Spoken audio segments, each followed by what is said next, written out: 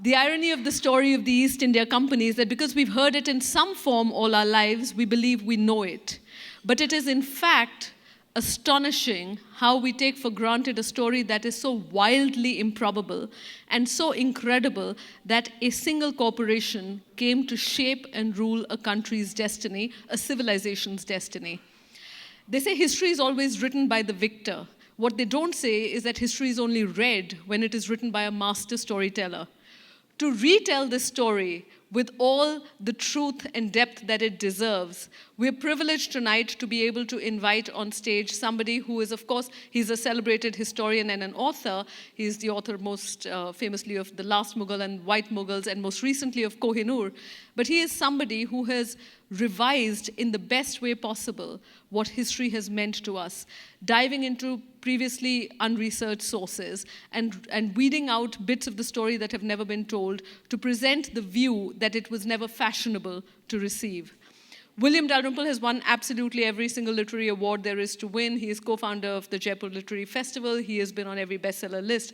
But it is this, as a scholar of history, who really goes beyond the obvious, that he is at his both most celebrated and least acknowledged. It is our absolute privilege to launch his book here tonight. It is also a privilege to have him take you, in his own words, not ours, through the anarchy, the untold story of the East India Company. William, over to you for this evening.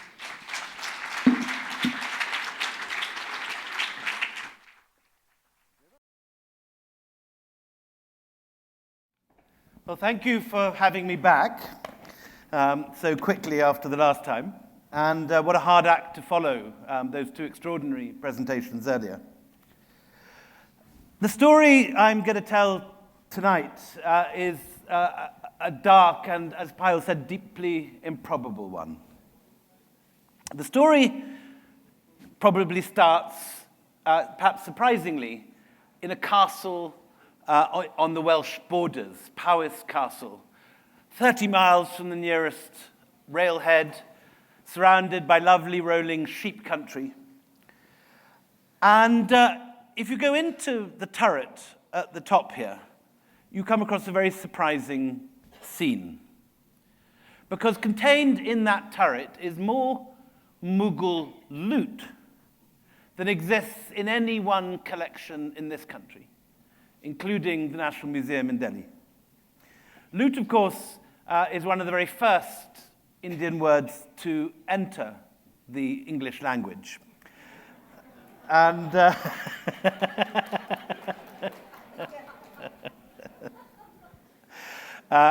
was previously heard rarely outside the plains of North India until, for mysterious reasons, it suddenly found itself transplanted to the lush fields of England, Wales, and Scotland in the middle of the 18th century. And there's really no better place to understand how this happened than to wander through the treasure chambers of Powys, because there you'll find room after room of gorgeous Mughal shields, swords, spears, elephant armor, Hindu statuary, and some really sort of major pieces of national treasure, including here in the foreground, Siraj-ud-Dowlah's palanquin, left abandoned on the field of Plassey after he fled the battlefield. And if you go through the arch at the bottom of that room, you'll find yourself in something that once passed through Bangalore, which was Tipu Sultan's campaign tent.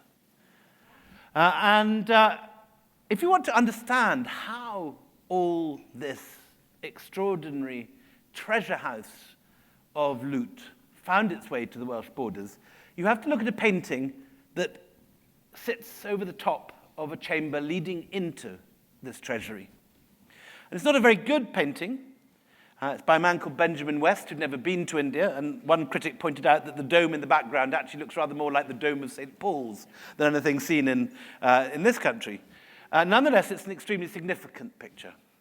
And it shows an effete Mughal gentleman in cloth of gold handing a document to a slightly overweight, powdered and periwigged English gentleman. And this is Shah Alam, the most unfortunate of all the Mughal emperors, handing over the Diwani to Robert Clive. Now, the Diwani is not a word that really means anything to anyone in either Britain or India today, but what it effectively means is an act of involuntary privatization. Because Shah Alam had just been defeated on the battlefield of Buxar, along with his allies Mir Qasim, the Nawab of Bengal, and Shuja-ud-Dawla of Awadh, leaving North India without any force capable of containing the East India Company in 1764. And this was the moment that Clive seized his chance and forced the Mughal emperor to hand over the tax-collecting rights and the minting rights to his three most prosperous provinces. And in this way, a trading company based still at this point in just one tiny office in London. Sorry, we need to go backwards. At this point, it isn't even the buildings on either side, which are the East India Company. It's just 1, 2, 3, 4, 5 windows wide. But that office, which 100 years after the company's creation still only employed 35 people in its head office, took over, conquered, subjugated, looted, and asset stripped the richest empire in the world. It is a highly improbable story, but it happened. It's particularly improbable when you take in that when the company was founded, Britain as a whole generated only 1.8% of world GDP, while India, by which I mean the Mughal Empire, which then comprised most of modern India, all of modern Pakistan and Bangladesh, and most of Afghanistan, generated 37.8% of world GDP, and had just overtaken China for the first time in its history as the world's leading industrial producer. Bengal alone contained 1 million weavers, which generated so many textiles that at this period there was deindustrialization in Mexico because of the importing of high quality but very cheap Indian cotton. So how on earth did this happen? How did one small office, not even the 2 side windows, it's barely 3 stories high, do this? So let's take it back to the beginning of the story.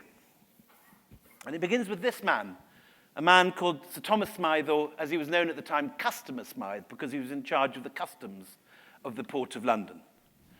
And in September 1599, Smythe called a public meeting in Moorgate Fields, which is just about 20 minutes north of the Globe Theatre, where just next door to it, Shakespeare was at this point finishing Hamlet. Hamlet was performed for the first time in the Globe about 3 months after this meeting. So while the final draft, maybe, or whatever Shakespeare was doing, maybe making corrections or building up the character of Hamlet, or whatever he was up to at this point, while this was going on, Sir Thomas Smythe called a public meeting, and he had very good reason to do this, because his existing business, the Levant Company, had run into trouble. Smythe had made a fortune by the age of 25 importing currants from the Greek islands. And he then began a company of gathering 35 very rich London ship owners and merchants together to form with a fixed board the Levant Company, which was going to import spices from Aleppo and from Cairo. Spices then highly valued, rare objects in Europe, which you'll be surprised to hear use perhaps rather more spices than they do now in their cooking. And he had had his trade undercut by the Dutch, who had become newly independent and had turned themselves in a few years into this incredibly vibrant new economy. They'd invented all sorts of dramatic new financial instruments. They were the most advanced bankers in Europe. And with some of this spare capital, they'd sailed around the Cape of Good Hope and begun trading in spices from the original producers in the East Indies, Java and Indonesia, particularly the island of Run, where all the world's nutmeg came from. And so Smythe had found that his business had been undercut very badly by this. So he calls a public meeting to which all of London is invited, anyone that's got any money, and he is going to experiment with a new form of business. Now, up to this point, all businesses in the world were family businesses. The Medici Bank pooled the capital of a number of cousins of the Medici family. Marco Polo, when he went to China, went with his father and uncle. The same was true across India, across the Middle East. And the only other form of business was the guild system, whereby, for example, all the wool merchants in Suffolk would pool their capital and go and work, with the money they raised jointly, trade, say, with Bruges or the Low Countries. But Customer Smythe had in mind a new business model, and that was the joint stock company. And the thing about a joint stock company was it opened up a company to capital coming from people that weren't actually involved in the executive running of it. In other words, you could invest your extra capital, your extra money, and have no actual stake in the running of the company, but you would have a share of the profits. So when people came for this meeting, the notaries at the door, recognizing that this was a historic occasion, took down the names of all the people who were going to contribute. And the first names, you can see, are offering large sums, £500, £200, £1,000. These are the very, very first investors at the very first meeting of the East India Company. And you can call up these documents. They're sitting still in the British Library. Beautiful. One thing you can say about the East India Company is it had the most perfect filing system. But 12 or 13 pages on from this, you find people who describe themselves not as great ship owners investing £1,000, but haberdashers, skinners, vintners, grocers. In other words, ordinary London businessmen. And they're not giving £1,000, they're giving £7, £6, £5. And in time, of course, this would turn out to be one of the most important inventions from Tudor England. In this room, maybe half of you probably work for some sort of corporation or company. But this was a new business model. This is not something that happened automatically through evolution. This was something that had to be invented. It was a system that had to be tried out. And the East India Company was probably the fourth such company in world history. And it was the first company which in time would expand over and out of one jurisdiction and come and straddle the world and create for the first time in world history something which we're now totally familiar with, but still not entirely at ease with, which is a multinational corporation who cover multiple jurisdictions and often play one against another and have a whole history of outwitting individual governments. But at the time all this lay in the future. The first thing was to go and buy some ships and find a captain. So this is the guy they land on, Sir James Lancaster, which was, shall we say, a risky choice, since Lancaster had sunk his last fleet when they tried to go to Indonesia 5 years earlier. And this is him looking slightly anxious and stunned, which, well, he might do, because half his crew had been eaten by cannibals. All his ships, including his flagship on the top left, had sunk, and he'd only made it back by hitching a lift on a passing boat. Nonetheless, he was the best option available, and as there was no one who'd had more experience of the dangers of Indonesia, Lancaster was given the money, sent off to Deptford, where he rejected a creaky old hulk called the Mayflower. I don't know what happened to that. And instead bought a ship with the slightly unpromising name of the Scourge of Malice, which had previously been a Caribbean pirate ship. Anyway, they in the first act of sort of corporate what's it called, sort of publicity, PR makeover, the Scourge of Malice was renamed the Red Dragon, as if it was some sort of nice country pub in the Welsh borders, and off they sail. But they have a disaster just after sailing. Lancaster's reputation is now seriously in doubt because for some reason, the wind dies just as they're off the coast of Dover. And they sit for 2 weeks beneath the white cliffs of Dover, not moving. People come and have picnics and wave at them. And this expedition that's meant to be conquering the world does not move further than the Channel. Anyway, but eventually the wind picks up and off they go. And they get to Indonesia, but they don't even have to trade very hard in Indonesia, because on the way they pass a passing Portuguese carrack filled with spices, and as the crew is entirely ex-Caribbean pirates, think sort of Jack Sparrow and Johnny Depp with earrings and cutlasses and all the rest of it, they literally jump aboard the ship, capture all the spices, put it all in their own hold, and sail home, whereupon they sell the spices for £1 million in Tudor London, which makes them and everyone connected with this voyage, all the investors, extremely rich, and which builds up an entire headwind for this new project. But they're always behind the Dutch to begin with. And the Dutch have bigger ships, better sailors, certainly better than Lancaster, and they have deeper pockets. So after about 30 years, the Dutch drive this English company out of the spice trade of the East Indies. And in the final settlement of this competition, the island of Run, where the nutmeg comes from, is handed over to the Dutch. And in return, as a sort of face saver, the English are given a muddy island in the Hudson River called Manhattan, which turns out to be rather a good deal in the long run, but doesn't seem so in the time. And in default of the spice trade, the English company decides to focus on textiles. And this turns out to be a very good decision, because at this point, the Mughal looms of Bengal have reached this new peak of perfection, the same sort of incredible aesthetic perfection that you see in Mughal architecture and Mughal miniatures is being passed on to Mughal textiles. You know, we all like to dress in Brigitte Singh and so on today, but reflecting all that. But cotton, silk, chintz, and the indigo with which to dye them are all Mughal specialities. And in the next century, the Mughal production will increase so much that the East India Company rises in power and might as, in a sense, parasitically off this, being the organ by which Mughal textiles are transferred around the globe. That's how they get to Mexico.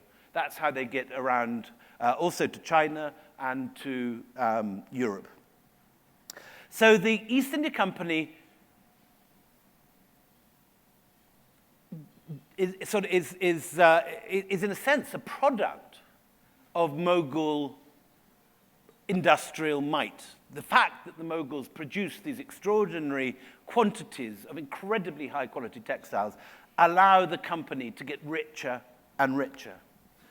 And the company buys a new headquarters in Leadenhall Street, which looks a bit like a pub with the nice pictures of galleons up above.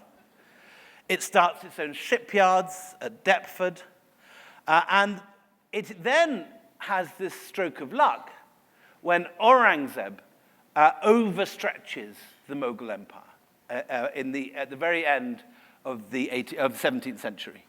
And by trying to conquer the Deccan Sultanates of Bijapur and Golconda, he fatally overdrives the Mughal war machine and unleashes this reaction, first of all, of the Marathas, who pour out of their mountain fortresses under Shivaji, but also the Sikhs in the Punjab, the Jats and the Doabs. Suddenly, the whole empire is breaking into rebellion. And this is happening at the same time as the Mughal economy is at its peak. So you're having sort of political breakdown, but really strong industrial and economic success.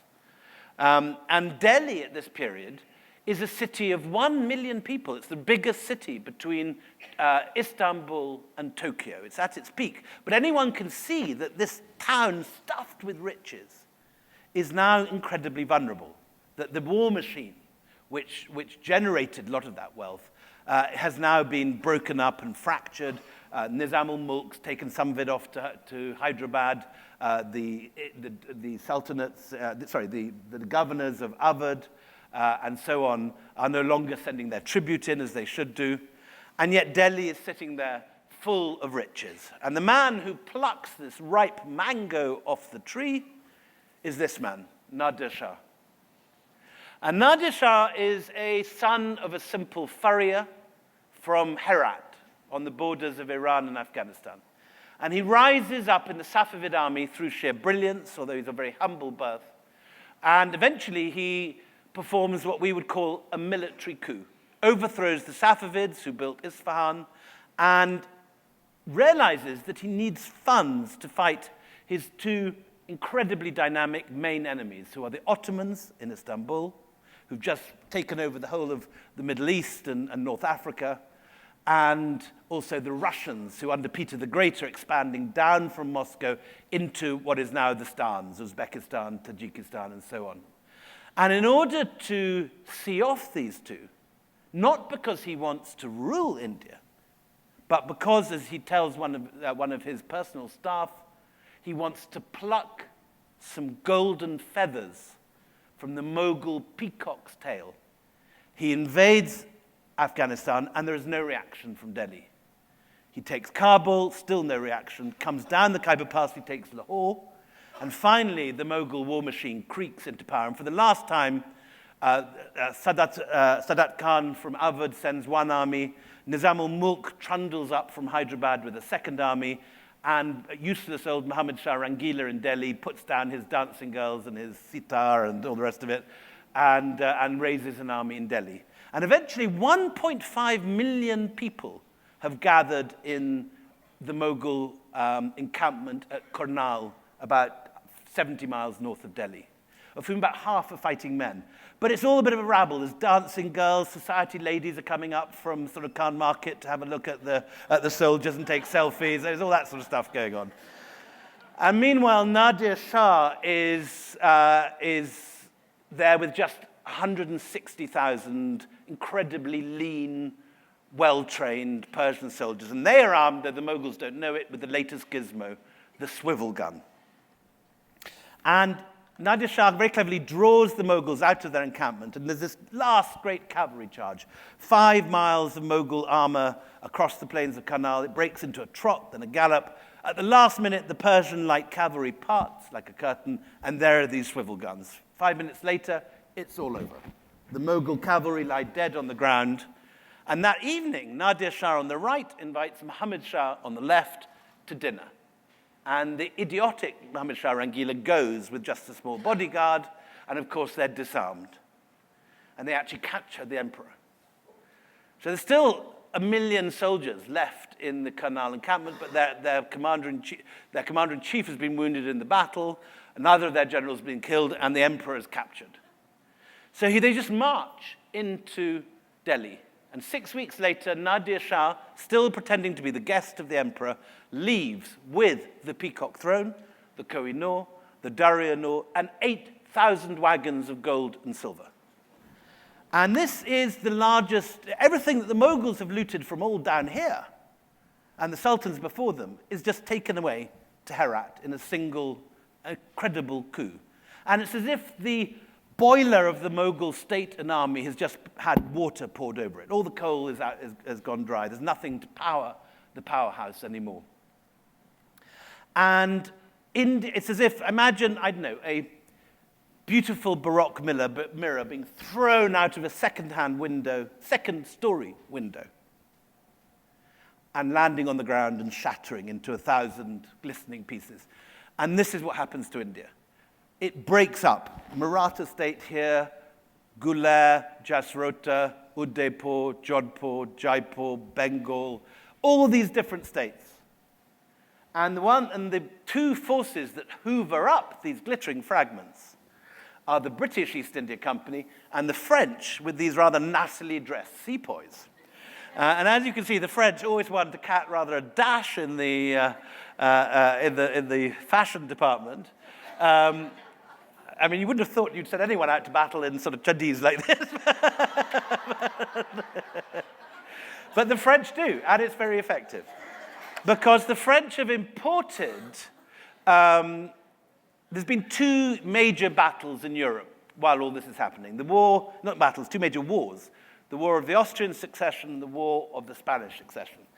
And the Prussian leader, Frederick the Great, has totally revolutionized warfare in Europe with a few small, simple, but very effective inventions. The socket bayonet that you put on the end of a musket, new forms of muskets that can fire very fast, elevating screws on the back of cannon that you can wind up and wind down, and that means that the cannon is far more accurate and can fire in different places, horse artillery, the fighting of infantry in squares. And by this revolution, this military revolution, he changes warfare for the next 100 years in Europe. And the French are the first to realize that you can just train up local Telugu warriors from near Pondicherry in exactly the same techniques, dress them up like this, and put them into battle. Even with those hats, it works. And the first big battle happens in what's now South Madras, the Battle of the Adyar River, 1740. A small number of, I think, 700 French sepoys face 20,000 cavalry of the Nawab of the Carnatic, and they just blow them apart. This new infantry techniques, these muskets fire these really big lead bullets, which are just soft and splatter like dum-dum bullets, blowing a hole the size of your hand in anyone it hits. And this military technology, for 40 years, between 1740 and about 1780, gives these European companies the military technological edge. And it takes 40 years for the Indians to catch up. By 1780, Tipu's got it here in Bangalore and in Srirangapatnam. The Marathas have got it all over their territories. But in that time, between 1740 and 1780, the companies can do more or less what they like. And the first person to discover this to his cost is this man, Siraj-ud-Dowlah. Siraj-ud-Dowlah is a nasty piece of work. He really is. There's no one says a nice word about him until the early 20th century when Bengali nationalists turn him into this hero. But he's this sort of punk son of a much more amazing grandfather called Aliverdi Khan, who has brought about this huge industrial revolution in Bengal. And Aliverdi Khan's hoped-for heir has died, and by default it goes to Siraj-ud-Dowlah. And he, according to his own cousin, is a serial bisexual rapist. He sounds slightly like Uday Hussein, Saddam Hussein's son in Baghdad pre-9/11. His form of pleasure was to sink ferry boats in the Ganges and watch the people drown, according to his cousin. And this man invades Calcutta because the company, fearing a French invasion, have rearmed and refortified Calcutta. And Siraj-ud-Dowlah goes to Calcutta, takes it very quickly with a large army, and unfortunately for him, at the same time in Madras has landed this man, Robert Clive. And Robert Clive is every bit as nasty a piece of work as Siraj-ud-Dowlah. Think sort of gangs of Wasseypur in rural Shropshire. He's a kind of sort of village punk who starts a gang that threatens to throw stones through the windows of shops in Shropshire. And Market Drayton is where he's from. And his family tried to send him out to India at the first possible opportunities. He's clearly not going to make it in the church, and even in the law, he's probably going to be too much of a handful. And he makes it to Madras, where he hates it. Hates India, hates Indians, hates everything Indian, never writes a single word about the beauty of the landscape or the pagodas or the beautiful women or anything. All he says is he's longing for England, and he twice tries to kill himself. He turned this innate violence that he has on himself because he hates being an accountant, which is how he comes out to India. But when the French attack and take Madras, he escapes, and he turns out to be, although he's totally untrained, a military genius. And in the 18th century, when warfare is this extremely gentlemanly affair with treaties and meetings and so on, Clive breaks all the rules. He attacks at night. He attacks from the rear during thunderstorms. He wakes everybody up early and attacks in the early morning fog. constantly surprising his opponents. And nasty and horrible and uncultured and boorish as he is, he's extremely effective. And he's been sent out, having been the victor in the earlier round of Carnatic Wars, he's sent out by the company to take on the French because it's believed that a new war is about to break out. It does. It's called the 7 Years' War. And they think they have intelligence that the French have sent out a fleet to take Calcutta. Now, in fact, it's false intelligence, like the 9/11 yellow cake and all that stuff about weapons of mass destruction. It turns out to be rubbish. But the Admiralty believe it, and they send out a fleet to India. And it's that fleet aimed at the French which Clive leads against Suraj Dowlah. He retakes Calcutta. He destroys the French capital in Bengal, Chandanagar. And he's about to go home to Madras when something very important happens. He gets a letter from the Jagat Seth, who is the biggest banker in India. It's a Mughal title, the banker of the world. And these guys are Marwari Oswald Jains from Nagaur, just outside Jodhpur. And they've settled under Murshid Quli Khan in Murshidabad and invented very ingenious money transfer systems. In the old days, if you were the governor of Bengal, you collect your tribute, you then send it up to Delhi with a great sort of, wagons full of gold guarded by troops. And of course, this is more and more dangerous as the empire becomes unstable. And at this point, the Marwaris step in and say, no, you don't have to do any of this. Just deposit it with us, and you can draw it in Delhi from our office there, minus 10%.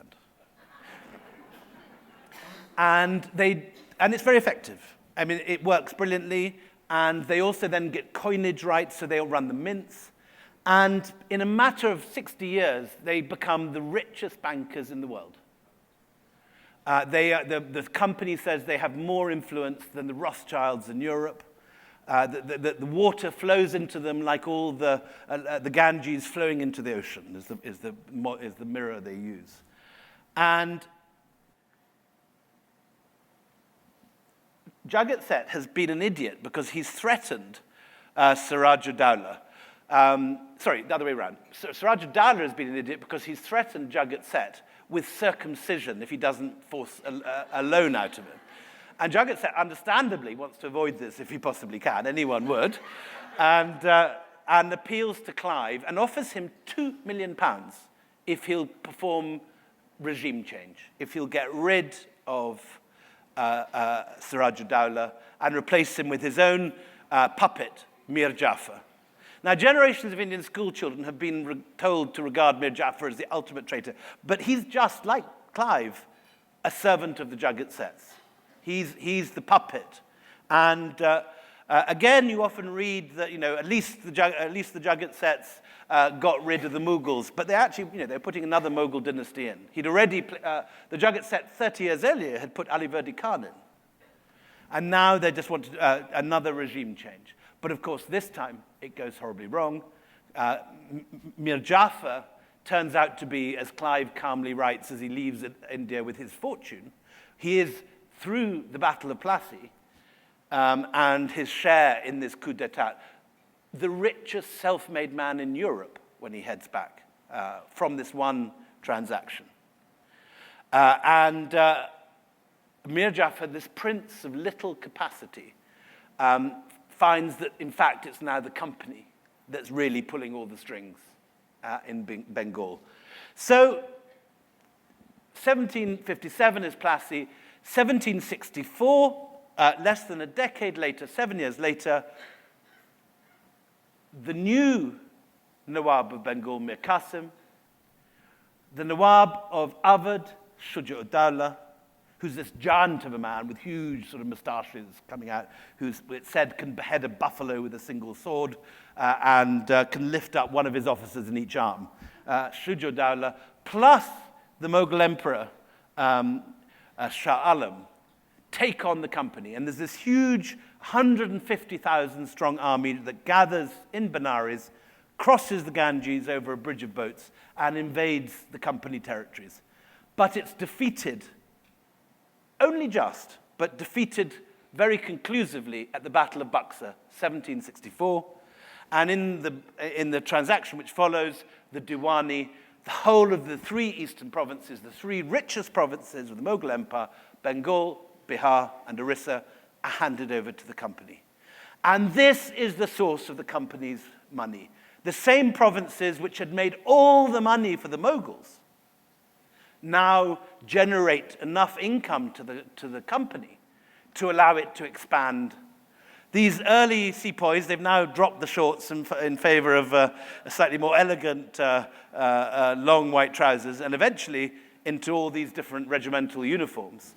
By 1799, the company has twice as many sepoys as the British Army has soldiers. There are 100,000 soldiers in the British Army in 1799, just before it rearms to take on Napoleon. At the same time, the East India Company, still in that one office in Leadenhall Street, controls an army of 200,000 men. The largest modern army in the world is owned not by a nation state, but by one company, dependent only on its shareholders. By this time, after Buxar, company officials have fanned out over most of India. Here's Captain James Todd of Rajasthan fame, heading out to do land assessments. The company grows opium in Bengal, which it then sells illegally in the biggest narco operation in history, literally, the opium to China. The Chinese want opium imported to their country as much as Trump wants crack cocaine imported from Colombia, and of course ban it. But the company forces it through illegally. They seize Hong Kong as their base. And they then buy Chinese tea, which they sell in India, in Europe, and in America. And it's East India Company tea that's dumped in Boston Harbor at the Boston Tea Party. And in the middle of all this, the company is growing more and more careless, more and more brutal, more and more greedy. And it's greed that does them in. Because in 1770, the rains fail in Bengal. This isn't, of course, the fault of the company. Famines and bad monsoons are a part of Indian history. But Indian rulers know to prepare for it. They have granaries, and the traditional way of surviving a famine is you get everybody to build some enormous famine relief operation. So, for example, you go to Lucknow, the gorgeous Imambara was built as a famine relief for a famine in 1784. But the company either doesn't know this or can't be bothered, and it puts no money, no grain aside. It operates not one single soup kitchen for the starving, and 1 million Bengalis die.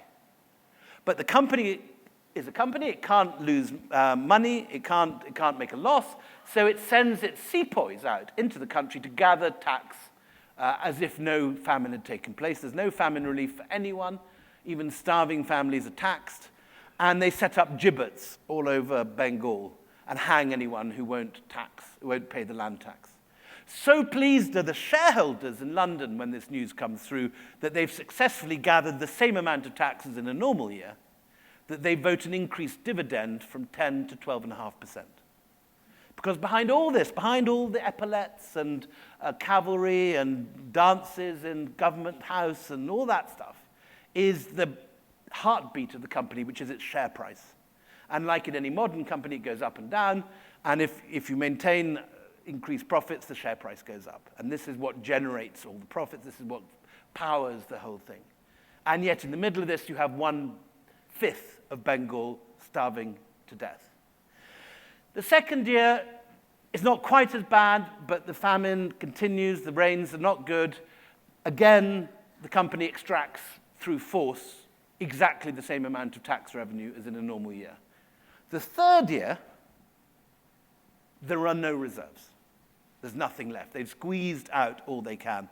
And when news reaches London that the share price, the revenue is a quarter what it normally is, the share price goes off a cliff.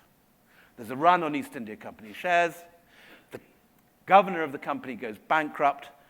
The first bank to go down is called the Air Bank, and there follow 30 other bankruptcies across Europe, in Holland first, then Germany. All the companies that have invested in the East India Company, all the banks which have invested in the East India Company, topple like dominoes.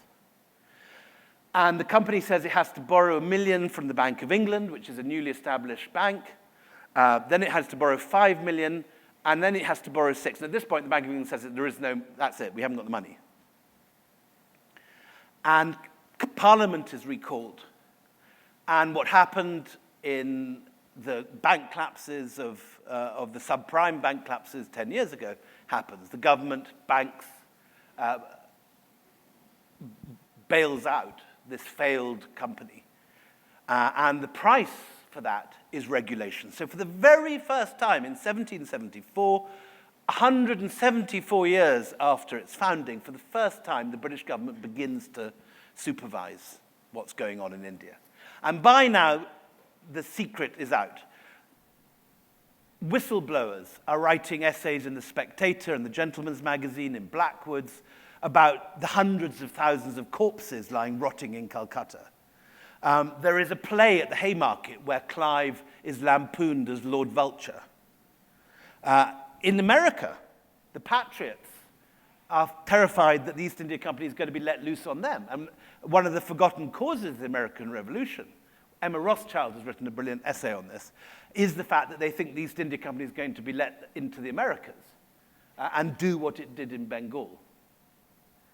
So through greed, in this case, the state wins over the company. Because the company overextends, because it's greedy, because it asset strips the richest province of the Mughal Empire so completely, the share price collapses, the government intervenes, and you begin to get government regulation of the company. Company, though, by this stage, is this enormous transnational beast. Its flag is being copied by another nation, I can't remember which. The Leadenhall Street is now filled with the enormous edifice of the company headquarters, which stretches halfway down the thing. This is where India is controlled from in the 18th century. Not Downing Street, not Racecourse Road, not Agra or Delhi, but from the boardroom of the East India Company in Leadenhall Street. It's built half the docks of London. 150 clippers a year are being manufactured to ship its goods around the world. It has the largest fleet. And it's only when the company extends itself and makes an idiot of itself a second time in 1857 with the Great Uprising, and then massacres perhaps 300,000 innocent civilians in the suppression of what you call the First War of Independence, what is still called in Britain the Sepoy Mutiny. And you get scenes like this all over India, that finally Parliament blows the whistle. And having read all the incompetence that led to the uprising, the company is wound up, in the words of the Times at the time, it says, with no more fuss than a regional railway bankruptcy. And this is Punch's cartoon, playing on the idea that the company now famously, brutally blows sepoys from the mouth of cannons. This is a picture of East India House, the headquarters in Leadenhall Street, being blown from the mouth of a cannon as the company is nationalized. And the captions you can see says nepotism, blundering, avarice, misgovernment. So the company is wound up. But this is not just a story of how the East India Company captured India in the 18th century. It's also the wider story that we all live with today about the power of the corporation and the power of the state. The company screwed up and by greed allowed the government into its operations in the 1770s to save it from bankruptcy. And from that point, it's increasingly regulated until it's nationalized. But the huge corporations of our day arguably don't need armies anymore. Google doesn't need infantry regiments because it's listening to this speech, and you're all going to get adverts for East India Company tea on your social media feed tomorrow. They're in our fridges, they're in our houses. Surveillance capitalism is watching everything that we do. But it's certainly true that no company today, though companies may topple governments, think of the way that the Anglo-Persian Oil Company causes a CIA MI6 coup in 1953 Iran, bringing down Mossadegh, the only democratically elected Iranian leader. 1955, United Fruit brings about a coup in Guatemala when the socialist government tries to overthrow it. It controls 42% of agricultural land in Guatemala, and when the coup takes place, the phrase Banana Republic is born. 1977 in Chile, the ITT causes the CIA to bring down Salvador Allende's democratic socialist government and brings in the most brutal dictatorship in South American history. So today we are used to this idea of corporations as incredibly powerful beasts. Any democracy looks to corporations to fund campaigns. Think of how Indian business supported the first Modi government in the run-up. Think of the role of the Reliance and the Adanis in that. Think of how ExxonMobil, the largest contributor to the Republican Party, gained from the whole business of the invasion of Iraq, although Saddam Hussein had played no part in 9/11. It was the Saudis. The Saudis weren't invaded because that's where the oil came from. So all the shenanigans that we know companies get to in all countries, in a world where ExxonMobil, if it were a country, would be the 14th richest country in the world, behind I think, ahead of Norway. So these corporations today, I've just come back from doing a campaign speech I've just come back from the US where I've been doing a book tour and heard Elizabeth Warren give a campaign speech. I'm not yet giving campaign speeches. I'll leave that for Shashi. Sorry, I'll start again. So I've just come back from a book tour in America where Elizabeth Warren, in her campaign speeches, is preaching every time about the power of corporations and the need to regulate them. So this is as much an issue in our day as it was then. And the East India Company, the company which invented corporate lobbying, the company which was the first one to be caught in 1697 offering secret share options to MPs who voted to extend its monopoly, who invented the idea of lobbying. This company contains the greatest warning in history about the power of a corporation. The only time that the British actually put the company on trial is when they impeach Warren Hastings. Now, they get the wrong guy. Warren Hastings is the only East India Company general who learns Bengali, Persian, Hindustani, who builds granaries to stop famines, who translates the Bhagavad Gita and tries to live by its tenets. Warren Hastings is, in fact, the only good guy in the whole story. But inevitably, he's the one that gets put on trial. But what's interesting is in that trial, you get all this aired for the first time. All this dirty laundry comes tumbling out of the cupboard. And the British public and MPs hear for the first time about the incredibly brutal tax collecting methods used by the company. The company, that in the prosecution speeches, for the first time you get the question of, are there such a thing as geographical rights? Or is morality universal? They call it their natural rights. There was a thing in the paper today about Amit Shah saying that Western human rights are not applicable in India. This is the issue that's debated at the time, exactly this issue, is debated during Warren Hastings' trial. Is something right in India and wrong in Britain? Or is something wrong here and wrong there, and right there and right there? Is morality universal or not? And these issues are aired along with the question of how do you deal with the power of an incredibly powerful corporate? A corporate who can span several jurisdictions. And the sort of issues you see with the history of the company are played out every day in our media. So there's a famous occasion in about 1770 when the Nawab of the Carnatic surrounds Madras because they haven't paid their taxes. And they send out one man to talk to him. And this is a guy who speaks perfect Persian called Nicolau Manucci. And he records his conversation with the Nawab. And he says, look, you've got all the power in the world to invade this city, rape, loot, and plunder. But your weavers will have no one to export their work. You will cause mass unemployment all over the Carnatic. We can just go elsewhere. We can set up in Bombay. We can go in Calcutta. And this is exactly what Amazon did last year. Can you remember when they were setting up their new headquarters? We'll just go to Seattle. We'll go to New York. And they played jurisdictions against each other. So these issues, these terribly modern issues, are aired, born, and discussed for the first time in the history of the East India Company. So what this story tells is not just history, it's a guide to the present. There's one quote in particular, which I'll just end with, which resonates, I think, to all of us today. And when Warren Hastings is on trial, the Lord Chancellor goes up to the bar and he says, "Corporations have neither bodies to be punished nor souls to be condemned. They therefore do as they like." Thank you.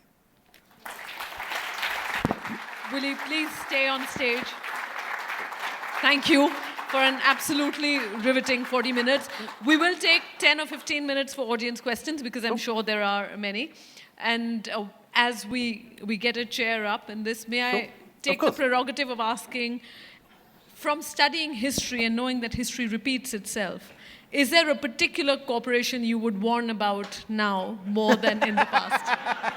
Pass. That may be the diplomat in you, it's not the historian I in have you. to get a visa here.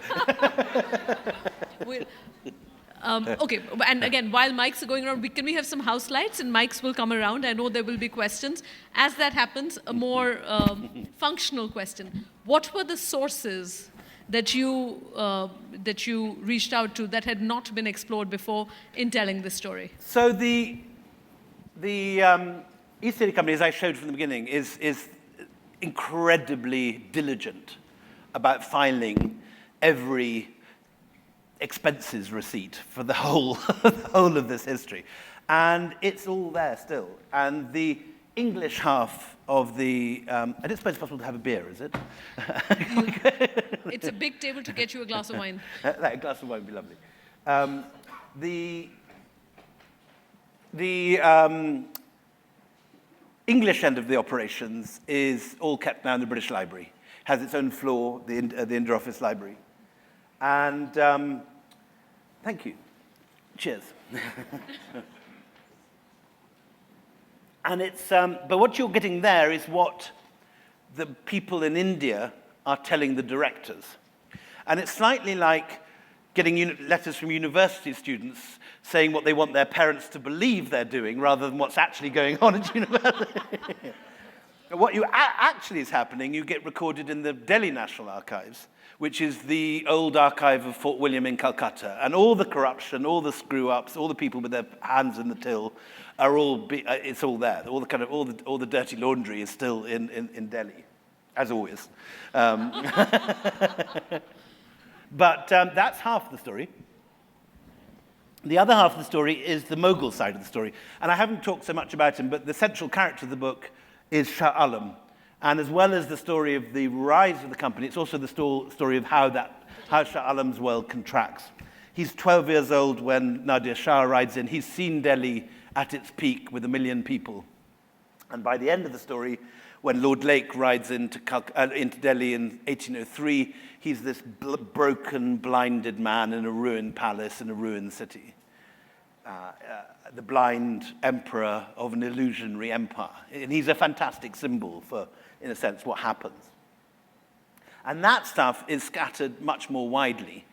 And so, for example, we found a new Shah Alam Nama, which had never been used before, in an obscure library in Tonk, between Bundi and Jaipur. And you have to go much more out actually into the boonies, really, to find this stuff. And I work with an incredible scholar of 18th century Persian called Bruce Winnell, who can read this stuff as easily. We work together. He comes and lives with me. And we go through it over a long period of time. And I know who the characters are and what the stories are, and he knows the language. And we translate this stuff together. But it took 6 years, this book. Could we get a mic? Can we get a mic here in the front? Yeah. Sadhna, yeah. Thank you. Just extending to Payal's question, till 19th century, India is really largely still an oral tradition. So what is the historical compass or navigation tool that you've used to incorporate the oral tradition?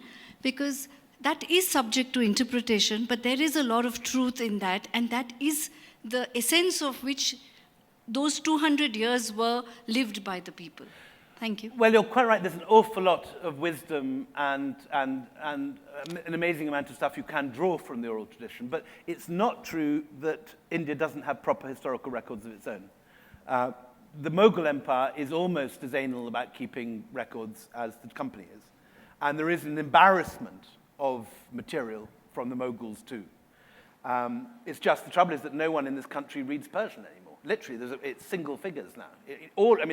I'm sure in this room, hands up everyone whose grandparents or great-grandparents understood Persian. If it was in Delhi, we'd have double or triple this number. It was a very, very common language in living memory, and 100 years earlier was the universal language.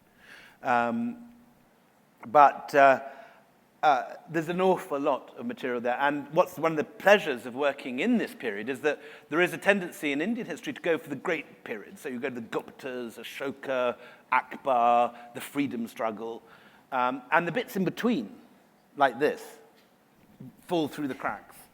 And if you're working in Persian in this neglected period, there are huge treasures to be found, translated and discovered for the first time. So you don't need, in a sense, to do the far more tricky business of testing oral truth against fiction.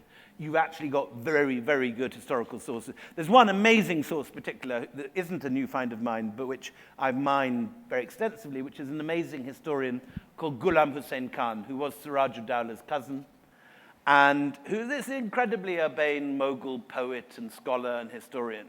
And he writes rather like Ebud Said. He sees for the first time what colonialism and imperialism and Orientalism mean.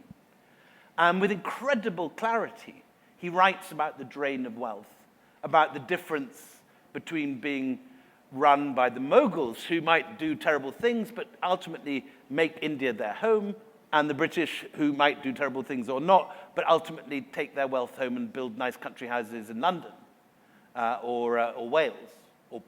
And take all the loot back to Powys, as we had at the beginning, rather than leaving it here.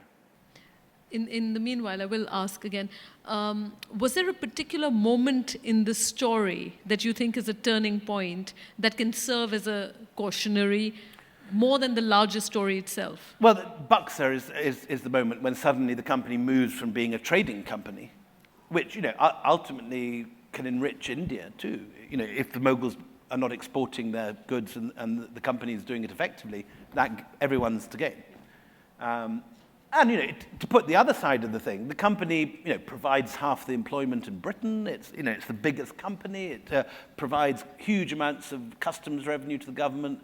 Millions of people owe their prosperity to the company, like any company elsewhere, any successful company.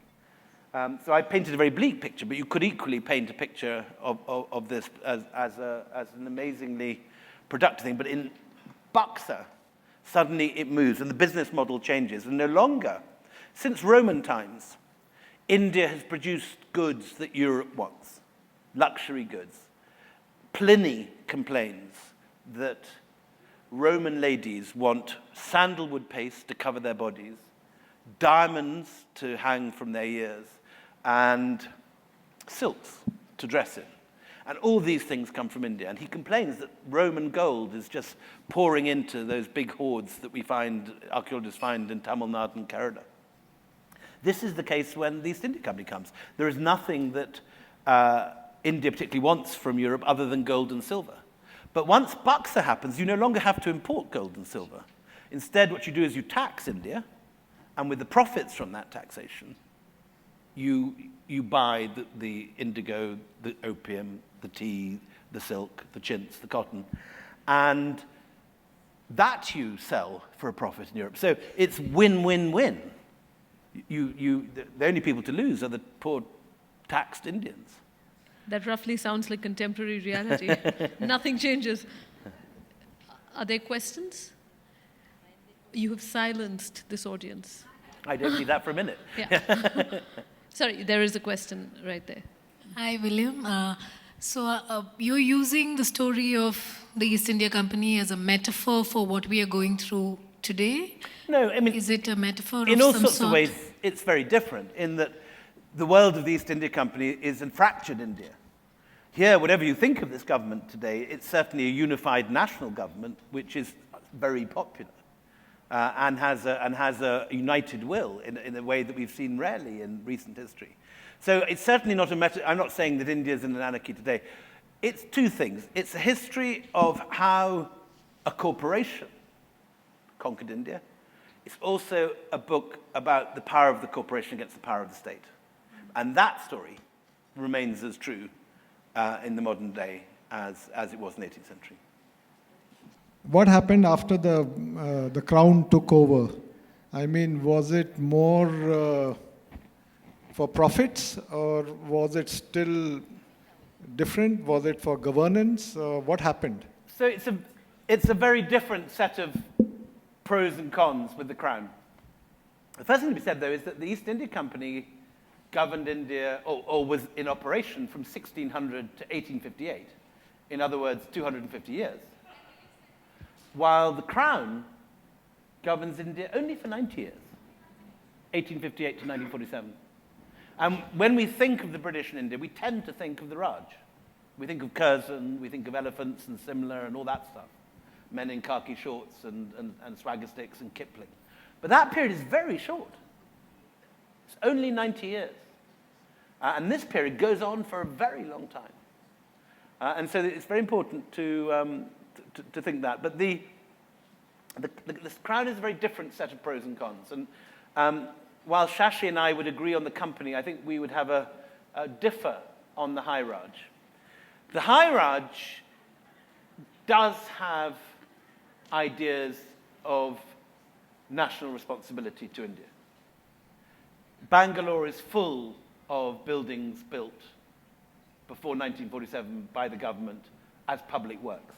The company makes absolutely no bones about being about nothing except profit, just like Goldman Sachs is about nothing except profit. The company is there to finance its shareholders. It doesn't have, one of the refreshing things is it doesn't have any cant about railways and all the things that the Raj is meant to have brought. And so the Raj does have aspirations in its own self-image, which you may disagree with, and you may well be right. But the Raj at least conceives itself as something benign out there to help, to civilize, to bring India. And there's no question that they do leave India in 1947 with the best communications in Asia, the best education system in Asia, the best health service in India, in Asia. And so there are things you can point to that the Raj does which are concrete, which are still there. But the company doesn't. The company asset strips, plunders, and it's there to make a profit. There's very little from the period I'm writing about, which is really 1750 to 1803, which you can point at today and say, it's still something that's good and has benefited India. On the other hand, the company is a collaborative thing. And this, in a sense, I haven't really talked about this today, but it's really important. Why do the Jagat sets help the company? Why do they lend to the company? Why do the Hindu bankers of Benares lend to the company? Why do those soldiers choose to join the company army? The answer is that a lot of people in India see the company as the least worst option. Remember, Bengal had been raped by the Marathas in the 1740s. They didn't like the Mughals. The company breaks up Mughal landholdings, and it auctions off small patches of land, and ordinary Hindu merchants begin to buy it. Families like the Debs, the Tagores, the Maliks. And it builds up a constituency of people who may not like the company, but see it as the best option in a bad time. And the merchants certainly see the company as something where their capital is safe.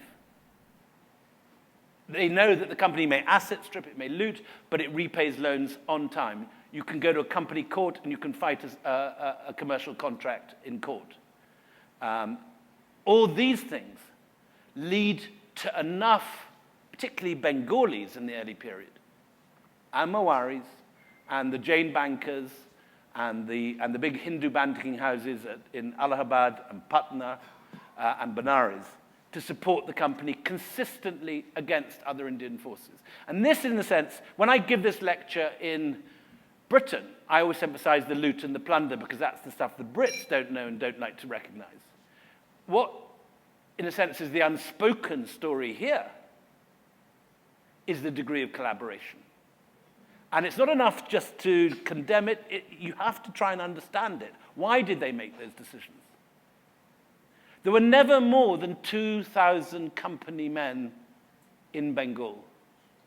Yet they trained up an army of 200,000 Indian warriors, borrowing money from Indian financiers. And Bengali businessmen invest their money in company unit stocks, unit bonds and unit stocks and so on. And a lot of local money is invested in the company because it has the best returns. So in a sense, that's the dark secret behind the company. While the Raj is not collaborative in the least. The Raj is imperial, it is racist. That world where you have the separation with the Brits in their cantonments and their civil lines, living apart, no dogs and Indians on the similar mile, all that stuff is the Raj. But in the company, as I've written in White Moguls, you have 1 in 3 British men leaving their goods to Indian women in their wills. They're intermarrying, there's sexual, intellectual, philosophical, military, and commercial links. So while it's plundering and looting, it's also collaborative. I don't know which is better and which is worse. Or maybe they're both terrible. But they're different. They're very different. We'll have time for one more question. Okay, here, there's... Thanks, William, once again, for the fascinating talk. Instead of focusing on this book, what most of us are talking about here, I would like to take 2 steps back and go to the book which latched me to the vast body of scholarship that she rightly pointed out, is the City of Jinns, that I'm greatly inspired by. The singular thing which I noticed was how, unlike most other historians or writers, you stop at taking judgments at the statements made by the characters that you interviewed or the text that you reviewed in your book. And City of Jinns was your most, in the Indian scholarship, the most personal work, because it was also a travelogue. And that was remarkable because the way we are conditioned to read Indian scholars, when we come across a contentious statement, like many statements made by Mr. Puri in the book, or Dr. Jaffrey, the Delhi scholar, or the twin, or the Anglo-Indian sisters that you interviewed in Shimla, they were like brilliant moments for your own self-reflection or to pour out your own emotions or opinions about those interactions. So is there any particular method? Is that willful restraint on your side, that method that you used? Because that's what led me to read all the other extraordinary books which were more scholarship-based, like the Last Mughal and the White Mughals, etc. Thanks. So as you say, I mean, City of Jinns is not really a history, it's a memoir and a travelogue, and it's a very personal book. I wrote it when I was 24. It's very much a young man's book, discovering this country for the first time, still sort of wide-eyed about everything. And it is yes, I mean, I think one of the techniques of travel writing is very much to show, as with fiction, is to show rather than tell. And the same is true in 9 Lives, which is 9 individuals from different spiritual traditions. And if you start giving your judgments, you put off the reader, I think, and you make it clumsy. So you present things, and certainly you tailor things in order to lead the reader to certain conclusions.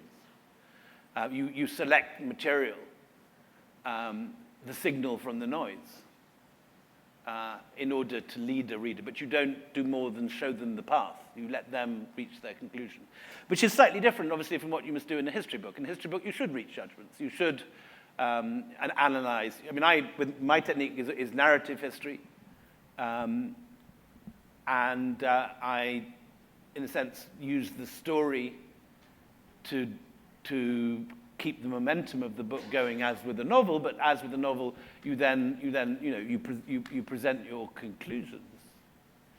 And so I'm far more explicit, I think, in my judgments in a book like this than you should be in a book of travel writing. They're different genres, as different as fiction and non-fiction in a way. Okay, on that note, we will close. It's late for a Sunday night. The bar will open. Books are available outside. William will sign. And thank you for that very timely cautionary, not subtle. But then I don't think we're in the age of subtlety any longer. Thank you for joining us on this fabulous Sunday. And please join us outside at the bar and to continue the conversations informally. Thank you and see you again soon.